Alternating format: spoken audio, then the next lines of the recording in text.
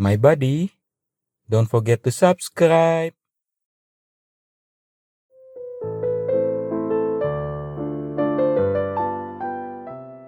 Good morning, my buddy. It is a beautiful day for an awesome story. Enjoy!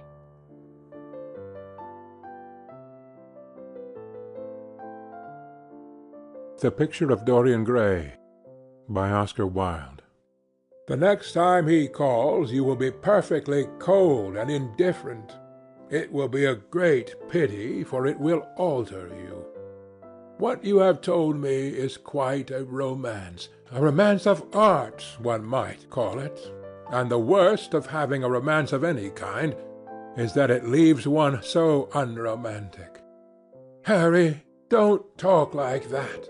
As long as I live, the personality of Dorian Gray will dominate me. You can't feel what I feel. You change too often. Oh, my dear Basil, that is exactly why I can feel it. Those who are faithful only know the trivial side of love. It is the faithless who know love's tragedies. And Lord Henry struck a light on the dainty silver case and began to smoke a cigarette with a self-conscious and satisfied air, as if he had summed up the world in a phrase.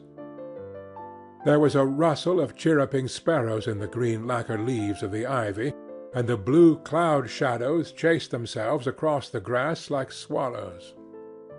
How pleasant it was in the garden, and how delightful other people's emotions were! Much more delightful than their ideas, it seemed to him. One's own soul and the passions of one's friends, those were the fascinating things in life. He pictured to himself, with silent amusement, the tedious luncheon that he had missed by staying so long with Basil Hallward. Had he gone to his aunt's, he would have been sure to have met Lord Goodbody there, and the whole conversation would have been about the feeding of the poor and the necessity of model lodging-houses. Each class would have preached the importance of those virtues for whose exercise there was no necessity in their own lives. The rich would have spoken on the value of thrift, and the idle grown eloquent over the dignity of labor. It was charming to have escaped all that. As he thought of his aunt, an idea seemed to strike him. He turned to Hallward and said, "My dear fellow, I have just remembered." "Remembered what, Harry?" "Where I heard the name of Dorian Gray." "Where was it?" asked Hallward with a slight frown. "Don't look so angry, Basil. It was at my aunt, Lady Agatha's. She told me she had discovered a wonderful young man who was going to help her in the East End, and that his name was Dorian Gray. I am bound to state that she never told me he was good-looking. Women have no appreciation of good looks. At least, good women have not. She said that he was very earnest and had a beautiful nature. I at once pictured to myself a creature with spectacles and lank hair, horribly freckled, and tramping about on huge feet. I wish I had known it was your friend." "I am very glad you didn't, Harry." "Why?" "I don't want you to meet him." "You don't want me to meet him?" "No." "Mr. Dorian Gray is in the studio, sir," said the butler, coming into the garden. "You must introduce me now," cried Lord Henry, laughing. The painter turned to his servant, who stood blinking in the sunlight. "Ask Mr. Gray to wait, Parker. I shall be in a few moments." The man bowed and went up the walk. Then he looked at Lord Henry. "Dorian Gray is my dearest friend," he said. "He has a simple and a beautiful nature. Your aunt was quite right in what she said of him. Don't spoil him. Don't try to influence him. Your influence would be bad. The world is wide and has many marvelous people in it. don't take away from me the one person who gives to my art whatever charm it possesses. My life as an artist depends on him. Mind, Harry, I trust you." He spoke very slowly, and the words seemed wrung out of him, almost against his will. "What nonsense you talk," said Lord Henry, smiling, and taking Hallward by the arm, he almost led him into the house. As they entered, they saw Dorian Gray. He was seated at the piano, with his back to them, turning over the pages of a volume of Schumann's Forest Scenes. "You must lend me these, Basil," he cried. "I want to learn them. They are perfectly charming." "That entirely depends on how you sit to-day, Dorian." "Oh, I am tired of sitting, and I don't want a life-size portrait of myself," answered the lad, swinging round on a music-stool in a wilful, petulant manner.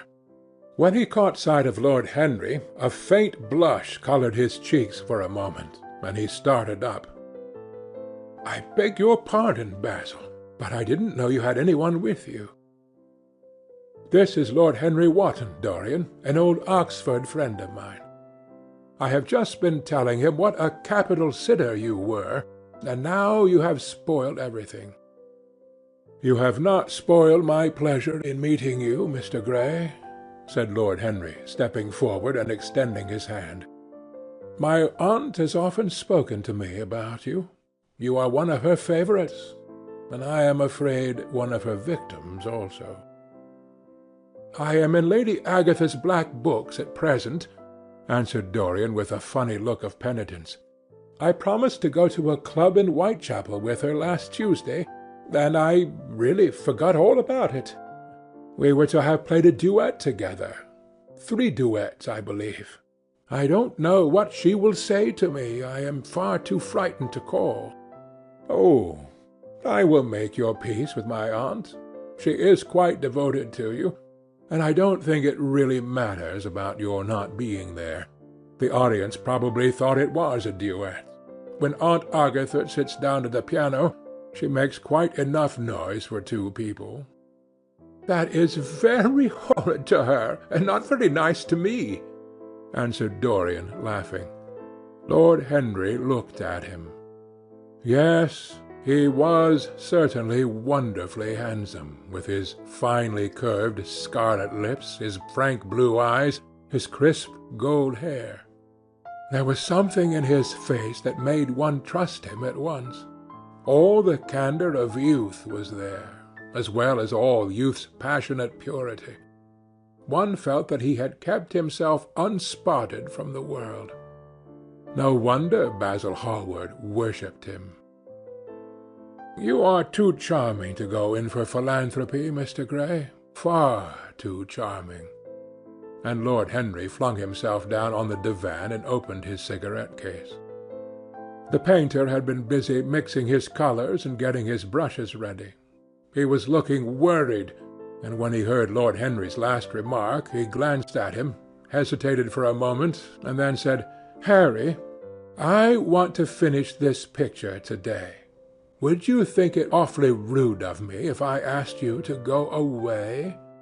Lord Henry smiled and looked at Dorian Gray. "Am I to go, Mr. Gray?" he asked. "Oh, please don't, Lord Henry. I see that Basil is in one of his sulky moods, and I can't bear him when he sulks. Besides, I want you to tell me why I should not go in for philanthropy." "I don't know that I shall tell you that, Mr. Gray. It is so tedious a subject that one would have to talk seriously about it. But I certainly shall not run away, now that you have asked me to stop. You don't really mind, Basil, do you? You have often told me that you liked your sitters to have someone to chat to." Hallward bit his lip. "If Dorian wishes it, of course you must stay. Dorian's whims are laws to everybody, except himself." Lord Henry took up his hat and gloves. You are very pressing, Basil, but I'm afraid I must go. I promised to meet a man at the Orleans. Good-bye, Mr. Gray. Come and see me some afternoon in Curzon Street.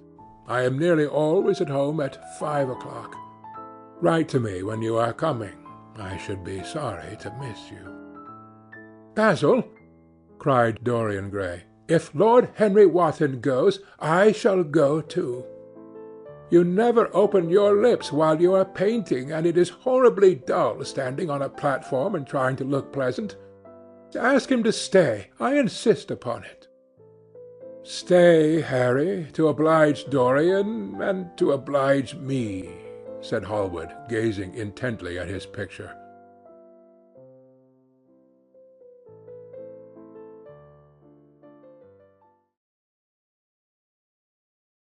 That is it for today.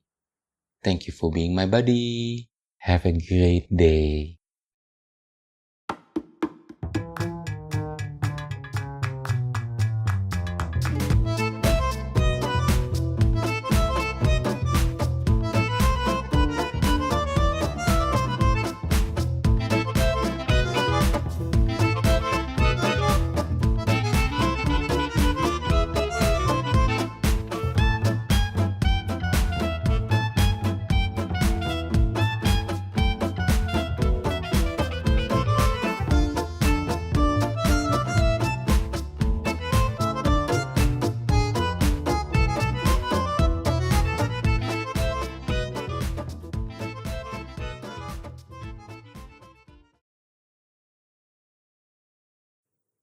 My buddy, don't forget to subscribe.